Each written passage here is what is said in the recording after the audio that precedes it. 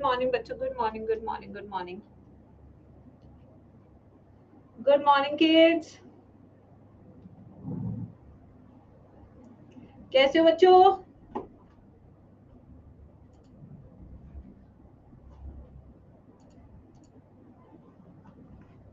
बढ़िया बढ़िया बढ़िया।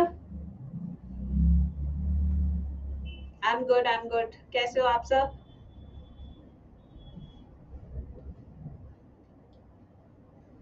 तो बच्चों आज हम नया चैप्टर शुरू करेंगे। क्रोमोसोमल मैपिंग के कुछ क्वेश्चंस बचे हैं जो मैं लास्ट में कराऊंगी, ठीक है? आज मैं आपको होमवर्क दूंगी, first you try, then will discuss it tomorrow. बाकी तो सब हमने कर ही लिया था, पूरा चैप्टर आपको पता ही है लास्ट क्लास में, बस यही चीज बची थी ना। मुझे वो क्रॉस समझ में आ गए थे। वेरी गुड दीक्षा, बहुत इजी है, एक बार आप खुद ट्राई करोगे तो आपको समझ में आएगा। It's very easy. Yes Pramod बेटा, let me revise it once then I will speak, okay? हाँ, ओपन योर लास्ट क्लास की पीडीएफ। ठीक है, मैं वापस से अपलोड कर दूंगी, ठीक है? आज ही अपलोड कर दूंगी वापस से। ये बात मुझे पता नहीं थी, मैं आज वापस से कोई टेक्निकल एरर आ गया होगा इसलिए अपलोड नहीं हो रही होगी, अदरवाइज तो अपलोड हो जाती है ना? मैम इस बार टेस्ट सिलेबस क्या होगा अभी बता देते हैं। हाँ, वाईटी में क्या करना है बच्चों, मैंने आज अपने टेलीग्राम पे मैसेज डाला था, जो अपना मेन टेलीग्राम है वहां मैंने मैसेज डाला था। कोई ऐसा प्राइवेट टेलीग्राम नहीं है, this is a public Telegram channel. तो उसमें मैंने लिखा भी था, तो मैक्सिमम बच्चों का वोट है full syllabus biology mock test papers. Yes, हाँ, जैसे कि you can see in the class as well, इन लोगों का सिलेबस अभी तक कंप्लीट नहीं हुआ है, बट इनका कॉन्फिडेंस देख सकते हैं पढ़ने के बाद कि मैम फुल सिलेबस ले लो। So what I can do one class 11th full syllabus, I can do one class 12th syllabus, या I can also go with unit wise practice for 10 days। तो उसमें आपको पता लग जाएगा कौन सी यूनिट अच्छी है आपकी, कौन सी यूनिट अच्छी नहीं है, जिसके आप वापस रिवाइज करें।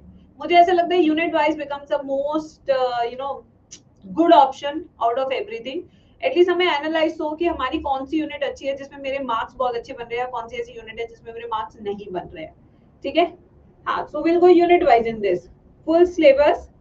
बायोलॉजी मॉक प्रैक्टिस में we will go unit wise, जिसका मैं पूरा प्लान कल या आज में लॉन्च कर दूंगी, ठीक है? यस, लॉन्च कर दूंगी। अरे Garma Goyal, NEET 2025, I think I can not change its name now because my channel is verified. So verify होने के बाद you can not change the name of the channel. ये भी एक बकलौल चीज है जीवन में। इसको क्या हो रहा है, कुछ तो हो रहा है इसको, ठीक है भाई? So we'll go unit wise. I'll give you the plan, then we will start and what we will do. ठीक है? Okay? Done? Plan मिलेगा चैनल पे, I will share. YT channel of course. YT we will do. Ma'am syllabus कब तक होगा? I'll finish by 30th November maximum. 20 या 30 नवंबर तक I'll complete your syllabus. My syllabus is very ahead of its time. हमने promise किया था कि दिसंबर तक सिलेबस कंप्लीट करेंगे, जो आपको प्लानर मिले होंगे, but will complete bye November only. Yes, चलिए बच्चों, तो आज मॉलिक्यूलर बेसिस ऑफ इनहेरिटेंस शुरू कर रहे हैं। This is a new chapter and this is by far the biggest chapter of complete biology.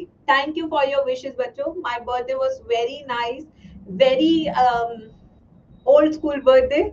एक छोटा सा केक लाना, घर वालों के साथ काटना, घर में शाही पनीर, दाल मखनी, नान, चावल बना के खाना। That was a very desi birthday, but I always like the desi vibes. मुझे ऐसा लगता है ये मेरे बचपन की याद है, क्योंकि बचपन में यही होता था, एक केक आता था, पूरी फैमिली साथ बैठती थी, then we used to cut the cake and we used to have good food cooked by the mother. Yes, so my mother-in-law cooked the entire meal for everybody yesterday. So फिर my mom also came and it was good. मुझे अच्छा लगा। बाहर तो सब जाते हैं यार, पार्टी वार्टी करते हैं, बट आज बहुत बड़ी पार्टी है। We have a party today, और आज हमारी पार्टी रात के 9 बजे से कल सुबह 5 बजे तक चलेगी। So it is going to be a big party today. Yes. आपको भी पार्टी चाहिए? सिलेक्शन वाली पार्टी करेंगे हम। ठीक है? यस। हाँ, चलो बच्चों, तो अब हम शुरू करते हैं। आज हमें काफी कुछ पढ़ना है एंड जैसे मैं आपको बता रही थी, this chapter is very important chapter, सबसे हाई वेटेज चैप्टर है, सबसे इंटरेस्टिंग चैप्टर है। इसके अंदर हम 3D भी करेंगे जब जब 3D आएगा, जैसे कि कैसे होता है ट्रांसक्रिप्शन, कैसे होता है translation. So we will work on the 3D modules also in this chapter. ठीक है मैम, बाल कहाँ गए? घेरे। चलो, इन्हें मेरी ही चिंता लगी रहती है। इंट्रोडक्शन। आओ बच्चों, इंट्रोडक्शन करते हैं सबसे पहले चैप्टर का। तो जैसे कि आपको पता, मॉलिक्यूलर बेसिस ऑफ इनहेरिटेंस है। मैम क्वेश्चंस के लिए कितने पेज छोड़ दे? आप छोड़ दे 2 पेज बस, सिर्फ 2 पेजेस आपको छोड़ने हैं। क्वेश्चंस में कराऊंगी आज, मैं दूंगी क्वेश्चंस आज मैं लिखवा के जाऊंगी, आप ट्राई करेंगे, फिर कल हम डिस्कस करेंगे। ठीक है? ओहो तन्वी, तन्वी तुम वही वही क्या कहते हैं, वही हो देखने वाली जो बांस की नजरों से देखती है कि घर में फर्नीचर क्या है, क्या पहना है, कौन सी ज्वेलरी पहनी है, असली है या नकली है। स्कैनर्स। आइए बच्चों, तो शुरू करते हैं। अब हम पढ़ेंगे सिर्फ। ठीक है? सो बेटा, साल था आपका 1869, the year which is very fantastic year guys, you know. ठीक है, 1869 ईयर कौन सा था? 1869। बच्चों को याद रहते हैं ऐसे प्यारे प्यारे साल। तो 1869 में एक बहुत ही प्यारे साइंटिस्ट थे जिनका नाम था फ्रेडरिक मिशर। क्या नाम था उनका? Friedrich Miescher. Friedrich Miescher, Meesho नहीं, मिशर। ठीक है? इन्होंने ऑब्जर्व किया एक सेल के अंदर एक तरह का क्या होता है, एसिडिक सब्सटेंस होता है जो कि न्यूक्लियस के अंदर होता है। क्या ऑब्जर्व किया कि inside the nucleus there is a acidic substance, but वो एसिडिक सब्सटेंस क्या है वो ये नहीं बता पाए। तो इन्होंने क्या ऑब्जर्व किया? He observe acidic substance inside nucleus, but वो एसिडिक सब्सटेंस क्या था ये नहीं बता पाए। ठीक है बच्चों? यस, लगता है मैम मीशो यूज कर रही, थैंक्स गॉड। और इस एसिडिक सब्सटेंस जो इन्होंने ऑब्जर्व किया उसको इन्होंने क्या नाम दिया था? And he named this substance as nuclein. क्या बोला था बच्चे इसको? न्यूक्लियन। तो आपका नीट में क्वेश्चन आ सकता है कि न्यूक्लियन किसने बोला था, who coined the term nuclein, या व्हाट इज अ न्यूक्लियन, या न्यूक्लियन किससे रिलेटेड है।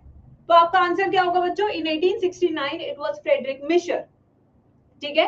He observed acidic substance inside the nucleus and इस एसिडिक सब्सटेंस को उन्होंने नाम क्या दिया? न्यूक्लियन। क्या ये बात समझ में आई या नहीं आई? जल्दी बताएंगे सब चैट बॉक्स में। फिर उसके बाद एक और साइंटिस्ट आए, उन साइंटिस्ट का नाम क्या था? ऑल्टमैन। क्या नाम था साइंटिस्ट का नाम बच्चों? ऑल्टमैन। ऑल्टमैन। ऑल्टमैन ने क्या किया? ही फाउंड दिस सब्सटेंस। इन्होंने सब्सटेंस की और देखा, खोज की, और इन्होंने देखा कि इसका नाम न्यूक्लियम की जगह क्या होना चाहिए? Nucleic acid. ठीक है? So he found this acidic substance and named it as nucleic acid. Nucleic acid. ठीक है? Star boy very good. ऑल्टमैन ऑल्टा करके रख दिया, न्यूक्लियन से न्यूक्लिक एसिड, और अपना नाम भी हिस्ट्री के पन्नों में छाप दिया। अब आते हैं बच्चों, एक टेबल है जो एनसीईआरटी ने दी है, वो टेबल हम भी बनाएंगे। सबसे पहले हम यहाँ लिखेंगे ऑर्गेनिज्म का नाम, फिर यहाँ लिखेंगे हम उसका टाइप ऑफ जेनेटिक मटेरियल,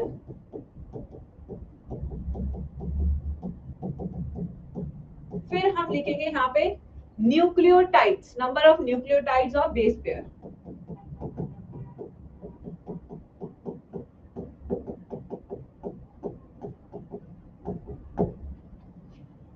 ये एनसीईआरटी में टैबुलर फॉर्म में नहीं दिया हुआ, क्योंकि एनसीईआरटी को टेबल से बहुत ही परेशानी है, क्योंकि इजी हो जाता है ना बच्चे के लिए पढ़ना। और इजी चीज अगर हम बनाएंगे, देखो एनटी कहते हैं हम पेपर इजी बनाएंगे, एनसीईआरटी बेस्ड बनाएंगे। तो एनसीईआरटी वाले कहते हैं ओडी बाबा ये पेपर इजी बनाने का कह रहे हैं, चलो एनसीईआरटी मुश्किल कर देते हैं। ऐसी एनसीईआरटी लिखेंगे कि बच्चा पढ़ ही नहीं पाए। एनटी कहते हैं हम ऐसा पेपर बनाएंगे कि बच्चा बिना कोचिंग के सेलेक्ट हो जाए। एनसीईआरटी वाले कहते हैं हम ऐसी एनसीईआरटी लिखेंगे कि बच्चा पढ़ ही ना पाए।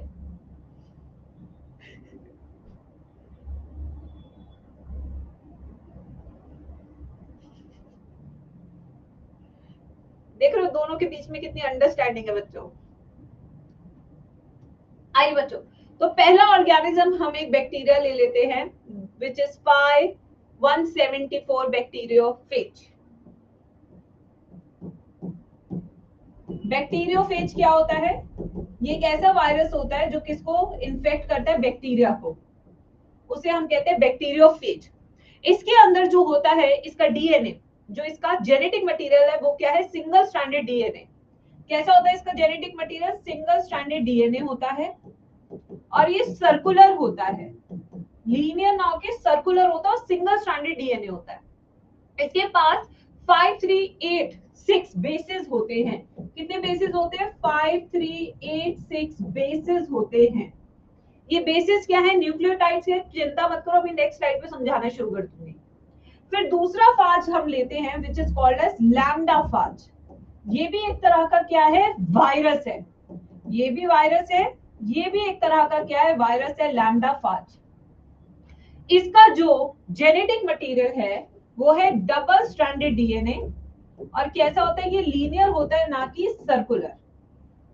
और इसके पास बेसिस भी ज्यादा होते हैं। देखो ये अकेला था तो बेसिस है, अब ये दुकेला है तो क्या हो जाएगा? बेस पेयर हो जाएगा। कॉमन सेंस की बात देखो, ये अकेला है तो बेसिस, ये दुकेला है तो बेस पेयर, क्योंकि पेयरिंग में प्रेजेंट होगा। ठीक है, तो कितना है?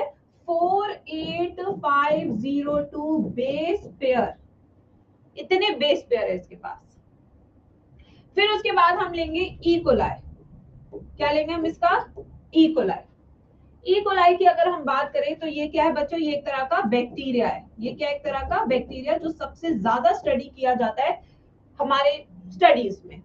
इसका भी कैसा है? ये है डबल स्ट्रैंडेड डीएनए है और ये सर्कुलर होता है इसका डीएनए। इसके बेसिस की बात करें तो कितना है? 4.6 इंटू 10⁻⁶ बेस पेयर।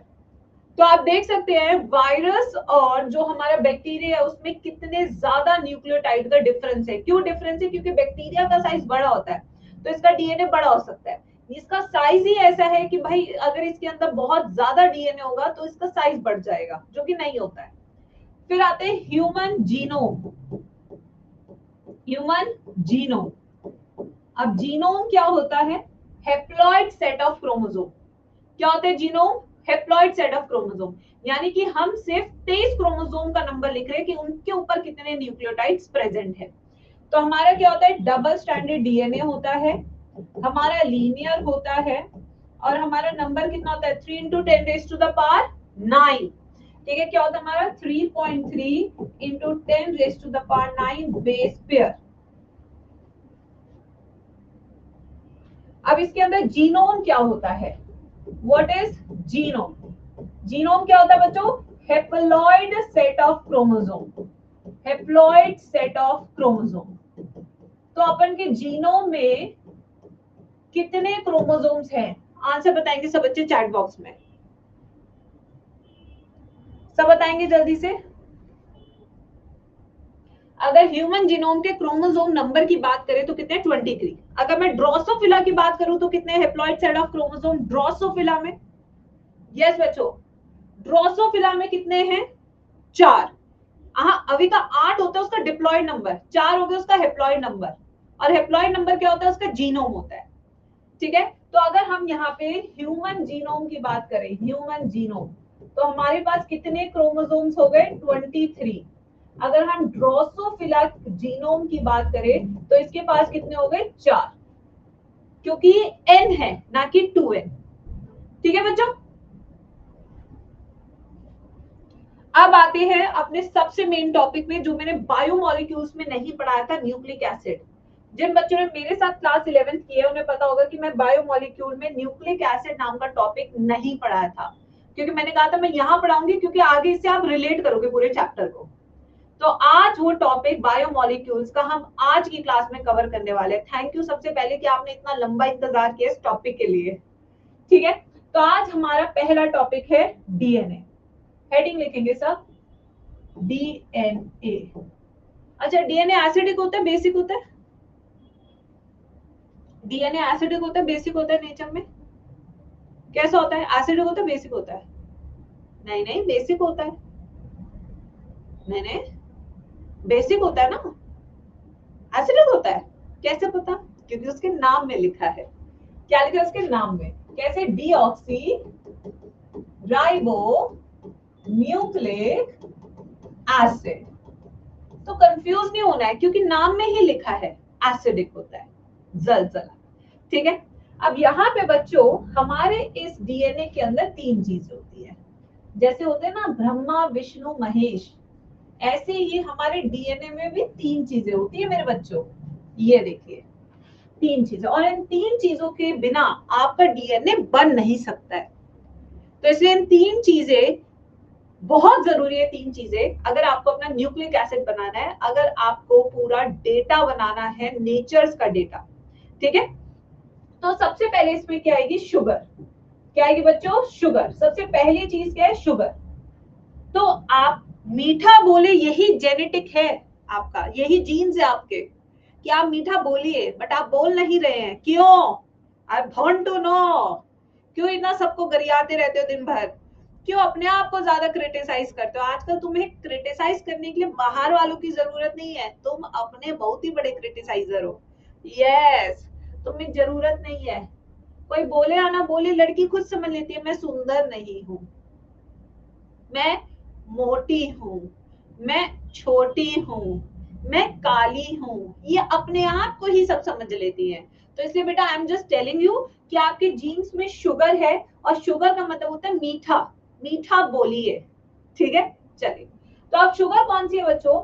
यहाँ पे जो शुगर होती है उसका नाम है पेंटोज शुगर, या इस शुगर को बोलते हैं हम राइबोज शुगर। ये वो शुगर है जिसके अंदर 5 कार्बन होते हैं। कितने कार्बन होते हैं? 5 कार्बन। ठीक है बच्चों, अगर यहाँ पे ये देखिए, ये मैंने बनाई फ्यूरिनोज रिंग, ये तो मैं सिखा चुकी हूँ। ये कौन सी रिंग है everybody in the chat section? ये रिंग है फ्यूरिनोज। ये 1 2 3 4 और ये हो गया 5, ये हो गया 5। ठीक है बच्चों, अब फर्स्ट पे आते हैं। पहले पे ये बीटा है, तो बीटा में OH ऊपर, H नीचे, ये H OH H OH H। इस शुगर का नाम क्या है? इस शुगर का नाम है बच्चों बीटा राइबोज शुगर। क्या नाम है? Beta ribose sugar. ये शुगर प्रेजेंट होती है आपके आरएनए में। कहाँ प्रेजेंट होती है? आपके आरएनए में। ठीक है, वहीं पे बच्चों एक और शुगर बना रही हूं मैं यहाँ पे, फिर से फ्यूरिनोज रिंग 1 2 3 4 5, ये भी बीटा ही बना रही हूं। तो आप कहेंगे मैम फिर फर्क क्या है? सेम डायग्राम बार बार बना के हमारे हाथों को दर्द क्यों करा रहे हो आप? बताइए, what is the difference between first and the second diagram? खुद से पहचानोगे तो एग्जाम में भी याद रहेगा, मैं लिखवा के चली जाऊंगी तो याद नहीं रहेगा। इसलिए मैं तुम्हें देती हूँ। कुछ बच्चों की आदत होती है जो लिख दिया बस ब्लाइंडली टेपते रहते हैं क्लास में। तो अगर आप यहाँ पे डिफरेंस देखेंगे बच्चे, तो सेकंड कार्बन पे, ये जो आप सेकंड कार्बन पे देख रहे हैं, इसमें आपको ऑक्सीजन मिसिंग मिलेगा। तो यहाँ पे क्या है? -2 ऑक्सीजन, यानी कि oxygen is absent on second position. Such a sugar is called as 2' deoxyribose sugar. अब आप बताइए, ये वाली शुगर आपको डीएनए में मिलेगी या आरएनए में मिलेगी? नाम से बताने की कोशिश करो, बता दोगे, भरोसा है मुझे तुम लोगों पे। ये वाली शुगर कहाँ मिलेगी? डीएनए में। कहाँ मिलेगी? डीएनए में। अब आप कहेंगे मैम डीएनए की शुगर में ऑक्सीजन कम है, आरएनए की शुगर के पास ऑक्सीजन है, ऐसा क्यों? ये क्वेश्चन भी आपके दिमाग में जरूर आना चाहिए, अगर नहीं आ रहा है तो इट्स अ प्रॉब्लम। आना चाहिए, 100% आना चाहिए क्वेश्चन। माय क्वेश्चन इज, क्यों इसके पास ऑक्सीजन नहीं है, इसके पास ऑक्सीजन है। क्योंकि ऑक्सीजन जो होता है वो आपका हाईली इलेक्ट्रोनेगेटिव होता है। क्या होता है? Highly electronegative. अगर इतनी नेगेटिविटी को अपने साथ लेके चलोगे तो लंबा नहीं चल पाओगे जिंदगी में, तभी लंबा नहीं चल पाओगे अपनी जिंदगी में, क्योंकि ये हर जगह रिएक्ट करता है, रहता इसके साथ है, आंख इसको मारता है नालायक। ऐसे नहीं चल पाएगा। पता तो लग जाएगा ना इतने इसकी बीवी को कि भाई रहता मेरे साथ है, हाथ मेरा पकड़ता है, कुच्ची वहां फेंकता है नालायक। ठीक है, तो इसलिए बच्चों क्या करना है हमें, हमें इसको स्टेबल बनाना है। जिसका है तो उसी का वो कर रहा है, ज्यादा इधर उधर देख मत। तो एक ऑक्सीजन के हटाने से बाकी सारे ऑक्सीजन भी सोचते आ रहे भाई अगर मैंने भी इधर उधर आंख मारी तो मुझे भी बाहर कर देगी। तो एक उदाहरण बनाया है नेचर ने कि अगर तुम भी नहीं सुधरोगे तो तुम भी बाहर निकलोगे। तो इसलिए नेचर ने क्या किया, ऑक्सीजन को हटा दिया so that the DNA becomes more stable as compare to RNA.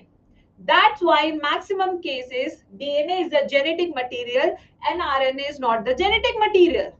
समझ लगा या नहीं लगा everybody in the chat section? So ये क्या है? More stable और ये क्या है? Less stable.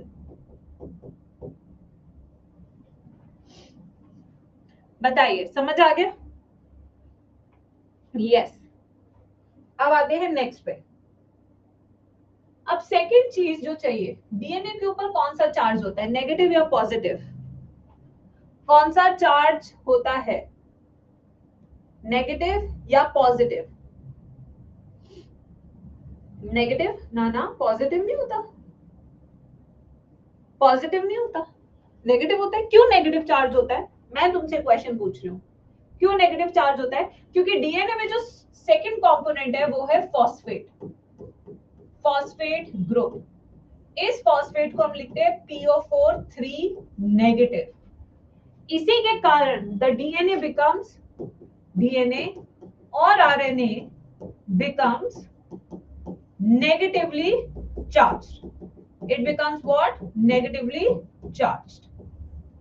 तो अगर नीट में क्वेश्चन आ रहा है why DNA और RNA has a negative charge, तो उसका सीधा आंसर क्या होगा? Phosphate group.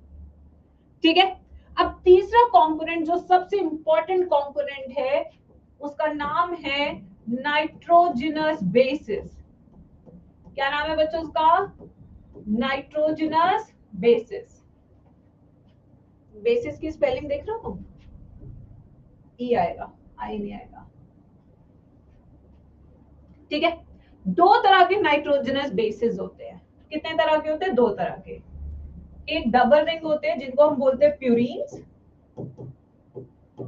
और एक होते हैं हमारे सिंगल रिंग जिन्हें हम कहते हैं पिरिमिडीन्स। क्या बोलते हैं उनको? पिरिमिडीन्स। तो प्यूरीन्स नाम छोटा है बट दिखता बड़ा है, क्यों? ये डबल रिंग होते हैं। सो ये डबल हेट्रो साइक्लिक रिंग्स होती हैं, जबकि पिरिमिडीन्स क्या होती है? सिंगल हेट्रो साइक्लिक रिंग्स होती हैं। आइए अब इनका स्ट्रक्चर बना के दिखाते हैं आपको, किन किन पोजीशन पे है नाइट्रोजन वो देखते हैं।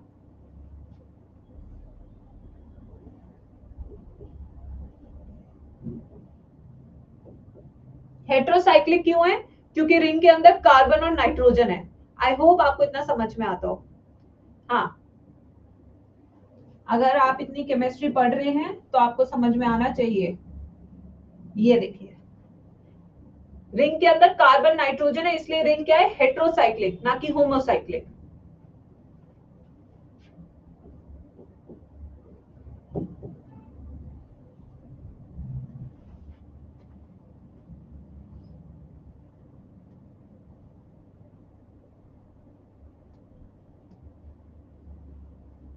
नंबरिंग शुरू करते हैं। 1 2 3 4 5 6 7 8 9। 1 2 3 4 5 6। अब नीट में क्वेश्चन क्या आता है, प्यूरीन्स के किस किस लोकेशन पे रिंग में नाइट्रोजन प्रेजेंट होता है, ये डायरेक्ट क्वेश्चन आ जाएगा। तब आपके दिमाग में डायग्राम होगा, ये स्ट्रक्चर होगा, तो आप आंसर कर पाएंगे, वरना आप आंसर नहीं कर पाएंगे नीट में। किस किस लोकेशन पे नाइट्रोजन प्रेजेंट होता है हेट्रोसाइक्लिक प्यूरीन रिंग में, अब देख के बताइए आप, नाइट्रोजन कहाँ कहाँ प्रेजेंट है, 1379 वहीं पे अगर पिरामिडीन का एक क्वेश्चन आए तो पिरामिडीन में नाइट्रोजन कहाँ कहाँ प्रेजेंट होता है, यशवी वेरी गुड, आज हितेन आंसर नहीं दे रहा, आज यशवी सबसे पहले आंसर दे रही है क्लास में, वेरी गुड। आपस में कंपटीशन होना चाहिए, कौन पहले दे रहा है क्लास में आंसर, मैम को भी ऐसे याद रहता है। अब हितेन आएगा रिजल्ट लेके तो मैं कह पाऊंगी भाई ये क्लास में रहता इतना एक्टिव था, है ना, तो ऐसे मुझे भी याद होते हैं नाम बच्चों के। तो अब आते हैं इनके एग्जाम्पल। हमारे पास 5 नाइट्रोजनस बेसेस है, जिनमें से कौन से प्यूरीन्स में आते हैं, प्यूरीन्स में आता है आपका एडेनिन, कौन आता है एडेनिन एंड गुआनिन, क्या आता है एडेनिन और गुआनिन आते हैं, ठीक है। ये दोनों के दोनों प्यूरीन्स डीएनए में भी मिलते हैं और आरएनए में भी मिलते हैं, मतलब कि adenine and guanine you will find in both DNA and RNA, ठीक है। नेक्स्ट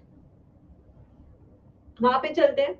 अब पिरामिडीन्स में 3 है, साइटोसिन, क्या साइटोसिन दोनों डीएनए आरएनए में मिलता है, यस बच्चों दोनों में मिलता है।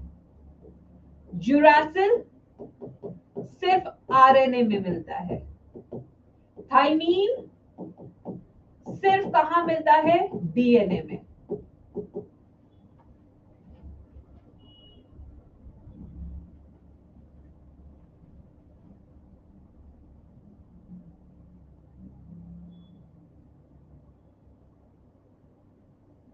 मैम होमोजाइगस कैरेक्टर सिर्फ सेक्स क्रोमोसोम पे ही होता है हमारी बॉडी में, नहीं बेटा ऑटोसोम्स पे भी होते हैं, हमने फिनाइलकेटोनूरिया में पढ़ा था।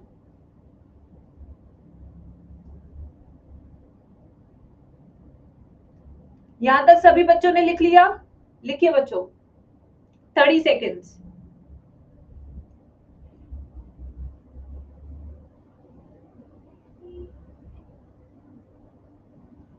चैट में लिखना जरूरी है क्या, नहीं बेटा बिल्कुल भी नहीं, आपको समझना सबसे ज्यादा जरूरी है, इससे बड़ा जरूरी कोई नहीं है क्लास में।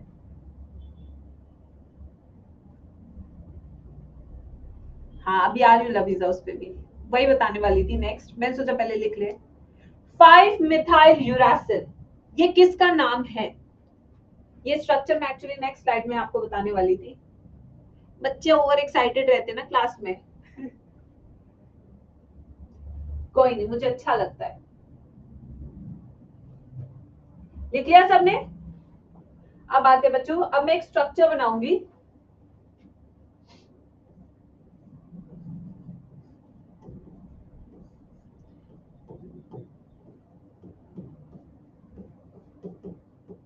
what is the name of this particular structure, yes बच्चों, यहाँ पे क्या है 5 मिथाइल लगा हुआ है एक पिरामिडीन के ऊपर, तो ये है हमारा 5 मिथाइल यूरासिल, या इसको हम क्या बोलते हैं थाइमिडीन, और सॉरी थाइमीन, ठीक है। अब आते बच्चों नेक्स्ट टॉपिक पे, सबसे पहले आज हम समझेंगे structure of nucleoside, next heading लिखेंगे स्ट्रक्चर ऑफ न्यूक्लियोसाइड।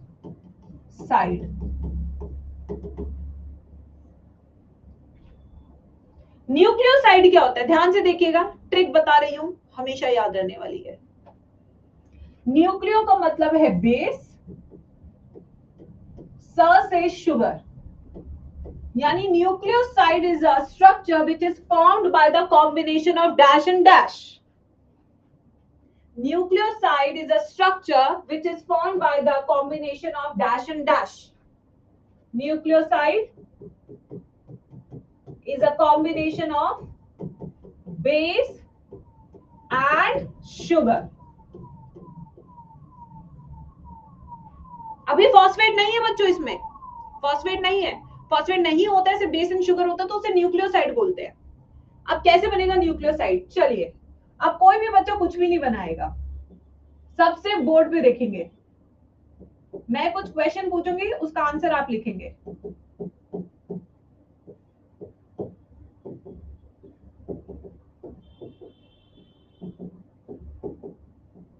कौन सी शुगर है? शुगर का नाम बताइए। Observe the structure and tell me the name of the sugar.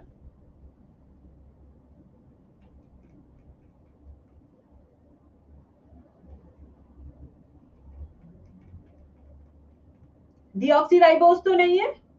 ये शुगर किस में मिलेगी? आरएनए में मिलेगी, डीएनए में मिलेगी? जल्दी आंसर दीजिए प्लीज। ये है बीटा राइबोज, पूरा लिखिए। किस में मिलेगी? आरएनए में मिलेगी, डीएनए में मिलेगी? आरएनए में। अरे डीऑक्सी नहीं है, ऑक्सीजन प्रेजेंट है सेकंड पोजीशन पे, इसलिए तो पूछ रही हूँ ये सब सवाल बार बार तुमसे। अब देखो, इसके बाद से जुड़ता है हमारा शुगर। ये तो शुगर हो गया बेस। क्या जुड़ता है हमारा? बेस। ये हो गया बेस और ये हो गई शुगर। बेस और शुगर के बीच में बनती है ग्लाइकोसिडिक लिंकेज। कौन सी लिंकेज है ये बच्चा पार्टी? ये लिंकेज है ग्लाइकोसिडिक लिंकेज, जो किसके बीच में बन रही है? बेस और शुगर के बीच में। कौन सी लिंकेज बन रही है? Glycosidic linkage. कौन सी है? Glycosidic linkage. अब हमारे पास दो तरह के बेस है, इसका 1, इसका N1, इसका N9। अगर प्यूरीन होगा तो अपने नाइट्रोजन 9 से जुड़ेगा, प्यूरीन। तो ये हो गई बॉन्ड C1N9, ये होगी C1N1 अगर पिरिमिडीन जुड़ेगा शुगर से। अब आप कहेंगे मैम ये वाला पॉइंट हमें समझ में नहीं आया। कहेंगे आप, मैं समझाती हूँ, रुको भाई। देखो पीछे चलते हैं।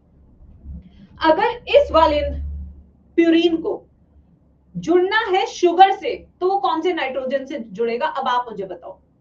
अभी मैंने पीछे लिखवाया, इसके पास N9 है, यानी कि यहां कहां जुड़ेगा? यहां पे जुड़ेगा इसका शुगर, और वो शुगर किससे जुड़ेगा? C1 से। इस वाले में पिरिमिडीन में किस नाइट्रोजन से जुड़ेगा? वो शुगर से। किस नाइट्रोजन से?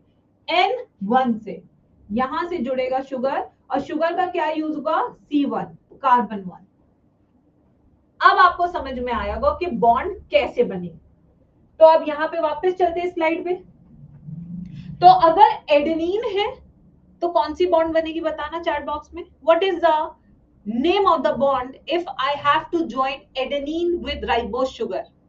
एडेनिन, एडेनिन यानी कि प्यूरीन, प्यूरीन यानी कि N9, यानी कि बॉन्ड का नाम क्या होगा? C1N9 bond, C1N9 bond. अगर मान लो यहां पे मैं यूरासिल जोड़ दूं तो what is the name of the bond? Let's say if I want to make a nucleoside with uracil, what is the name of the bond? C1N1, Nancy, very good. Then what is the name of the bond? C1N1, क्योंकि uracil क्या होता है? Pyrimidine होता है। सबको समझ में लगा? बनाइए इसको। अब बनाओ बच्चों इसको, फिर एक और स्ट्रक्चर बनाना सिखाती हूँ नेक्स्ट स्लाइड पे। हाँ जीनत, मैंने देखा बेटा, बच्चों ने कंप्लेंट किया, आज फिर से रीअपलोड करूंगी बेटा उसे।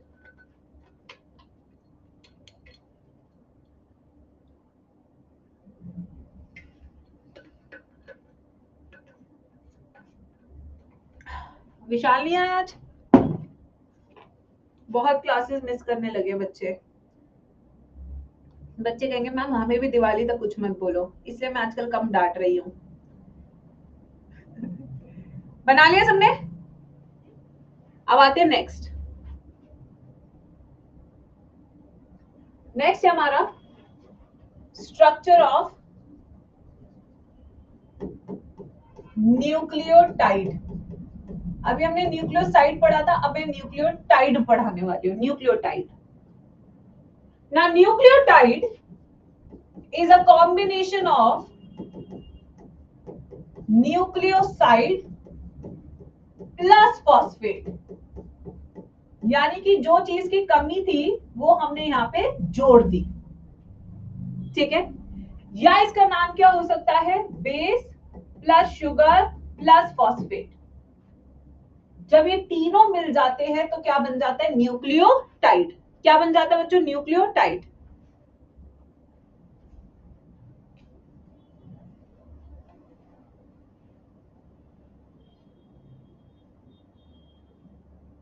अब फिर से मैं एक शुगर बनाऊंगी, बच्चे बताएंगे कौन सी शुगर है। बेटा देखो, आपकी कल 2 क्लासेस और है, आपकी 18 से 23 तारीख तक की छुट्टी है। It's an off from my side, ठीक है। 18 से 23 there will be no biology class. I don't know about the other subjects, but मेरी क्लास नहीं होगी। उसके बाद मेरी क्लासेस डेली होंगी और 2.5 घंटे की होगी, ठीक है। O H H H H H O H CH2OH H। क्या नाम है शुगर का, बताइए बताइए।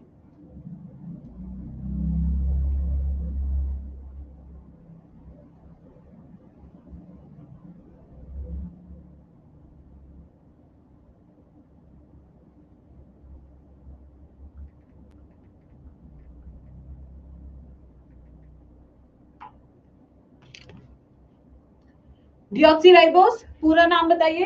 2-डिऑक्सी राइबोस शुगर। अगर बेटा मुझे बेस ऐड करना है तो कौन से कार्बन पे ऐड करूंगी बेस, कौन से कार्बन पे ऐड करूंगी बेस, अगर मुझे बेस ऐड करना है। अरे यार, 1 पे, ठीक है। तो ये कार्बन 1 है, यहाँ पे हो गया बेस। कौन सी बॉन्ड बनेगी ये भी बताओ चैट सेक्शन में, कौन सी बॉन्ड बनेगी, ग्लाइकोसिडिक बॉन्ड। कौन सी बॉन्ड बनेगी, ग्लाइकोसिडिक बॉन्ड। अरे भाई रिवाइज भी करना है क्लास में हाथों हाथ। जी जी मैम सिर्फ पढ़ाती नहीं है, क्लास में रिवाइज भी कराती है हर टॉपिक, एज यू नो। इतना हमने सीख लिया है, अब आते हैं नया ट्विस्ट समझते हैं। 5, हम साथ साथ है, यानी कि ये जो 5th कार्बन है इससे जुड़ेगा आपका फॉस्फेट ग्रुप। फॉस्फेट कहां पे जुड़ता है, 5 प से पारो, प से 5, प से फॉस्फेट। मैंने कहा था ना पूरी बायोलॉजी इज ऑल अबाउट पारो। प से 5, प से पारो, प से फॉस्फेट, 5 पे जुड़ेगा। और ये बॉन्ड कौन सी बनी है, एक ही तो बॉन्ड बनी है गाइस, 2 बॉन्ड थोड़ी बनी है। तो इस बॉन्ड का नाम क्या है, मोनो एस्टर बॉन्ड। क्या नाम है इस बॉन्ड का, mono ester bond. Mono ester bond एक ही तो है गाइस, मोनो एस्टर बॉन्ड।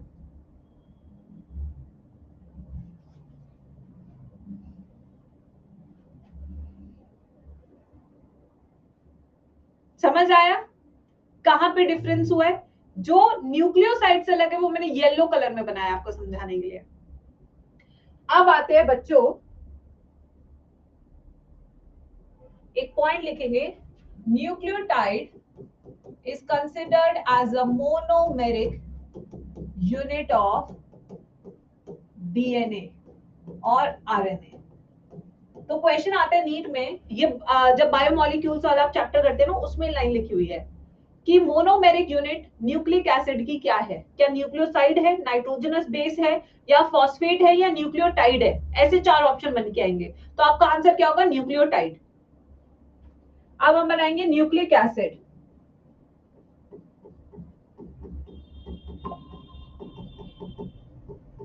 जो क्या है, polymer of nucleotide.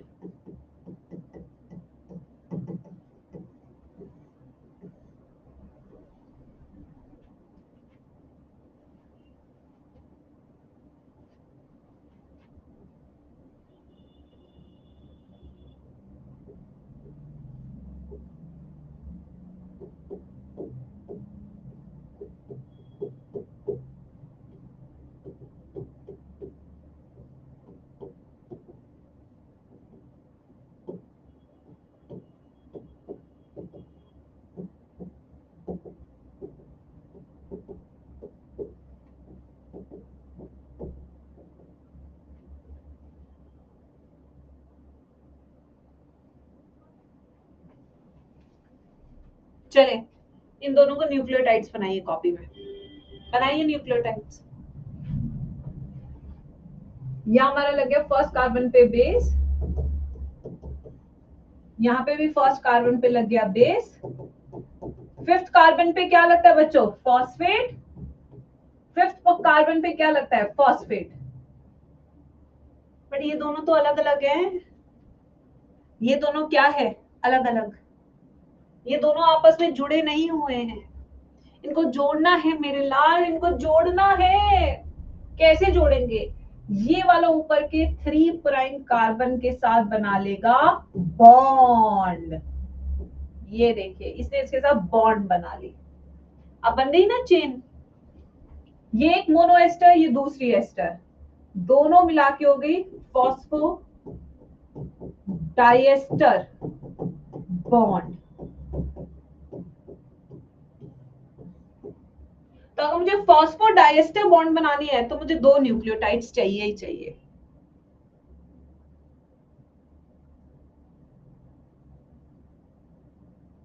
Ma'am 1 carbon पे बेस क्यों लगता है? हर्षिता इनका अरेंजमेंट है।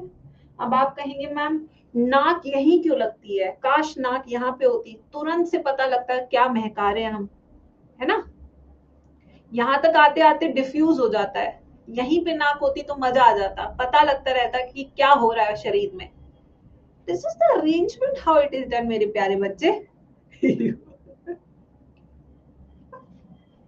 नहीं, ये तो अरेंजमेंट है मेरे प्यारे बच्चों।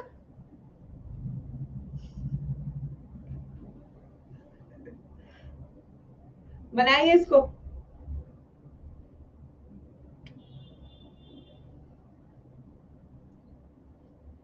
समझ आ रहा है मैम? 2C पर OH है मैम। हाँ बिल्कुल, तो मैंने आरएनए का नहीं बनाया ना, तो न्यूक्लियोटाइड आरएनए में भी तो होते हैं, डीएनए में भी होते हैं। अगर इसका मैं ऑक्सीजन हटा दूं सेकंड पोजीशन पे, तो ये किसके न्यूक्लियोटाइड्स हो जाएंगे? डीएनए के। अभी ऑक्सीजन है तो किसके न्यूक्लियोटाइड्स है? आरएनए के।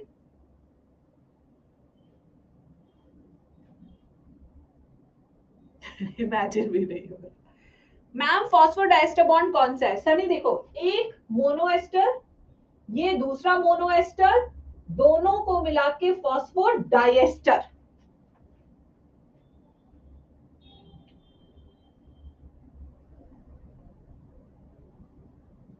मैम एंडी सर आपको कैसे मिले थे? उन्होंने बताया था। क्या बताया था? क्या बताया था उन्होंने? जब वो मेरे से फर्स्ट टाइम मिला था तो आई मतलब student use to recognise me by them. और एंडी सर जब मुझे मिले थे तो एक वो भोला सा बच्चा, शांत सा, आई वाज विद ध्वनि, 4-5 महीने की ध्वनि थी। वी वेंट टू कोटा, वहां पे मैंने उन्हें पहली बार देखा था। This what I remembered about him.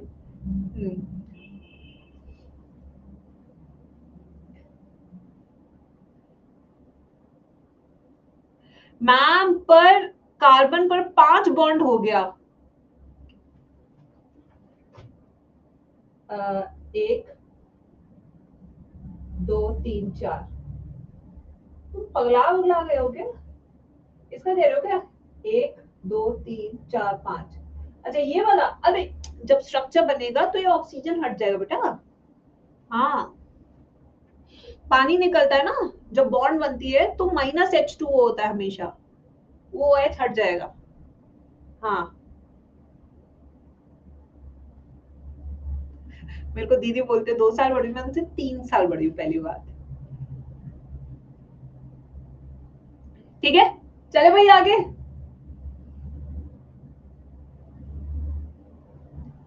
Yes I am 33, कल ही मैं 33 ईयर्स की हुई हूँ। Sir is 30।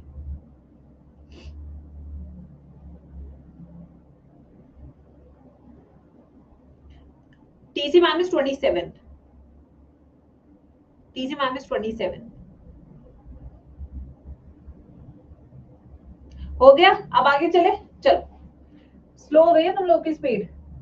अभी दिवाली के बाद देखना तुम्हें खींचती हूँ मैं। Now structure of DNA.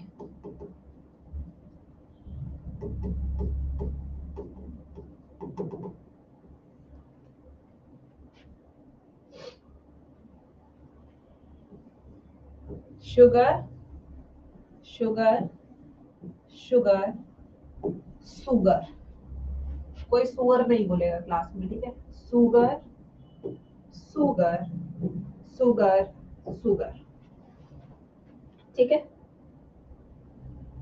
इन दोनों के बीच में होता है फॉस्फेट, जिसका बैकबोन बनाता है। फॉस्फेट फॉस्फेट ये हो गया 5 प्राइम, ये हो गया 3 प्राइम। ये इसका एंटी पैरेलल चलता है, तो ये वाला हो जाएगा आपका 3 प्राइम।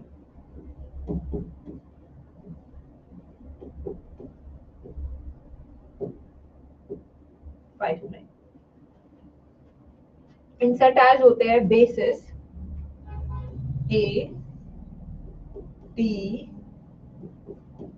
जी सी, इसका कॉम्प्लीमेंट्री है टी, आथू आथू जी सी सी जी।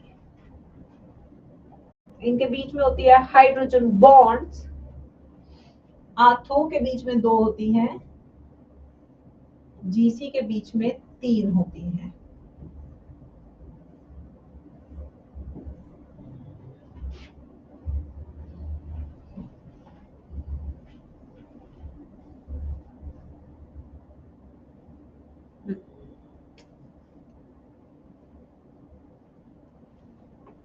अब इनके बीच में the distance between two base pair, ये जो डिस्टेंस है ये कितना है 0.34 नैनोमीटर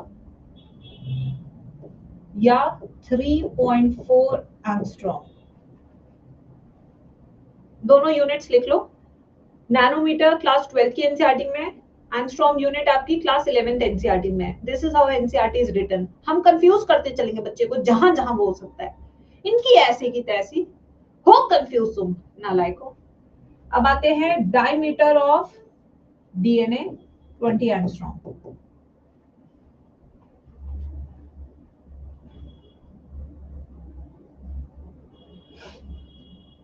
डायमीटर ऑफ डीएनए, मगर क्यों जिससे कोचिंग चलता रहे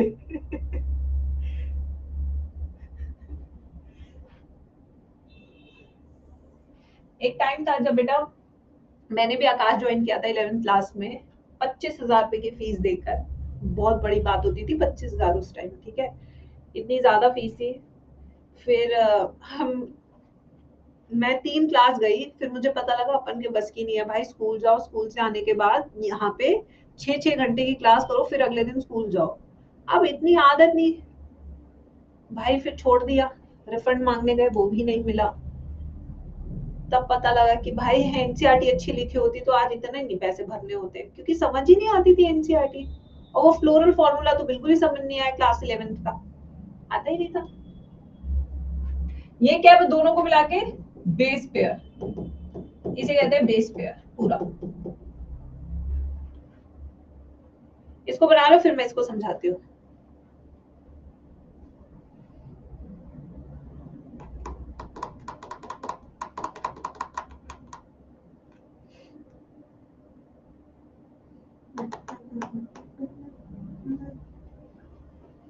चले बच्चों,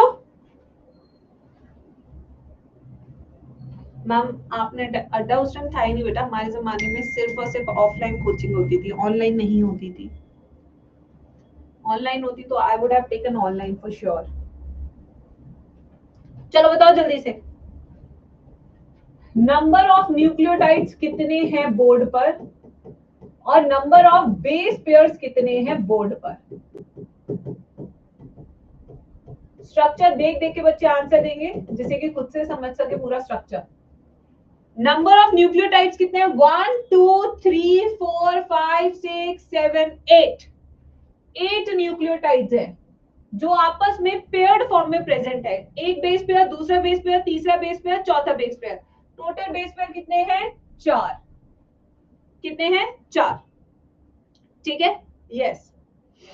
अब आते हैं नेक्स्ट बच्चों, इसमें जो डायमीटर है, डायमीटर डायमीटर ऑफ डीएनए कितना है?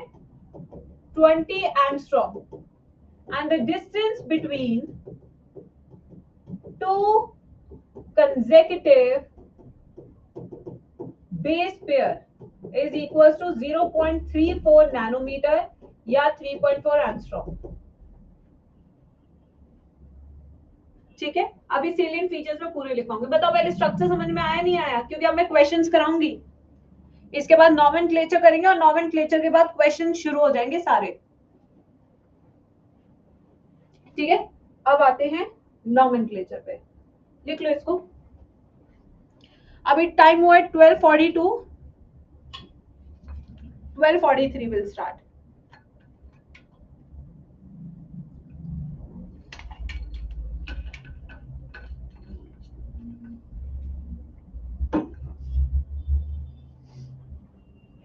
आइए बच्चों, अब आते हैं नॉमेनक्लेचर पे.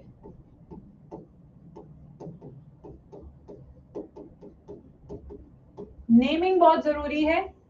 यहां से हर साल नीट में आजकल क्वेश्चन आ रहा है, क्योंकि इसे बहुत शानदार क्वेश्चन में बना सकते हो और अभी बना के भी दिखाऊंगी आपको.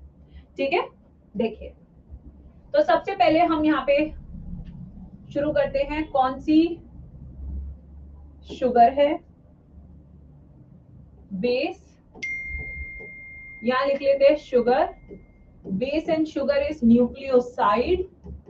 जब इस न्यूक्लियोसाइड में हम ऐड करते हैं फॉस्फेट, तो क्या बन जाता है बच्चों? न्यूक्लियोटाइड. न्यूक्लियोटाइड. तो सबसे पहले बेस हम लेंगे एडेनिन, गुआनिन, फिर लेंगे हम थाइमीन, और यहां लेंगे हम साइटोसिन. फिर हम लेंगे फिर से एडेनिन, गुआनिन, यूरासिल, साइटोसिन. यानी ऊपर वाला नॉमेनक्लेचर किसका है? डीएनए का.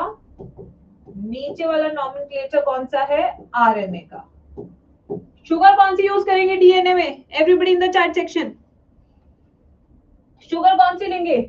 डीऑक्सी राइबोस शुगर, क्योंकि डीएनए की बात हो रही है. यहां लेंगे हम राइबोस शुगर, क्योंकि आरएनए की बात हो रही है.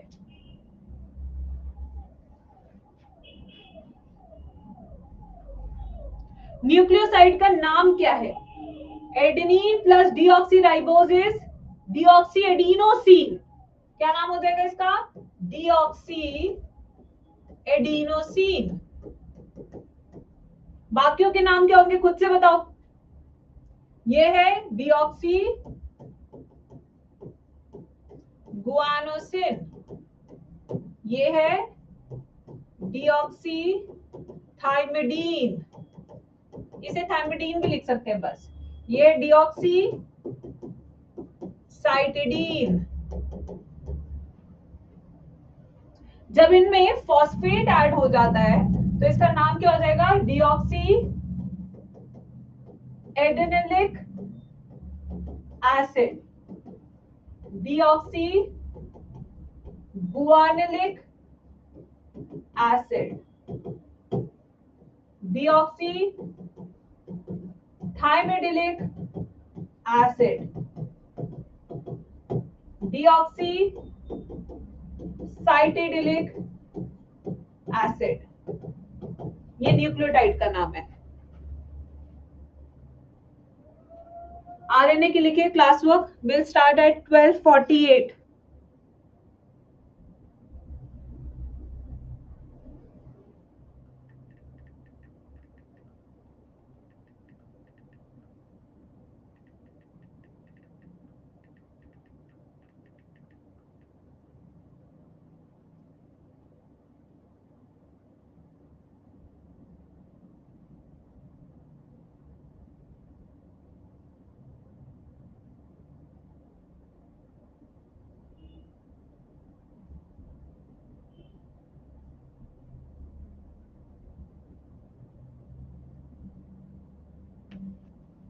चले अब डिस्कस करते हैं.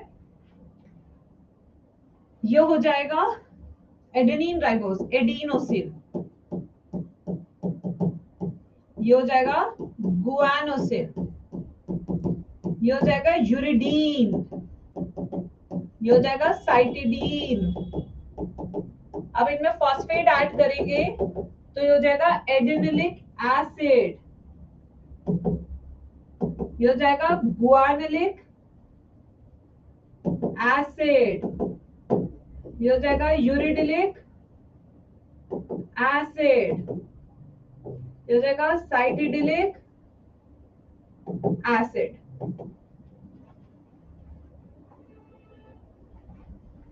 नॉमेनक्लेचर क्लियर हुआ बच्चों?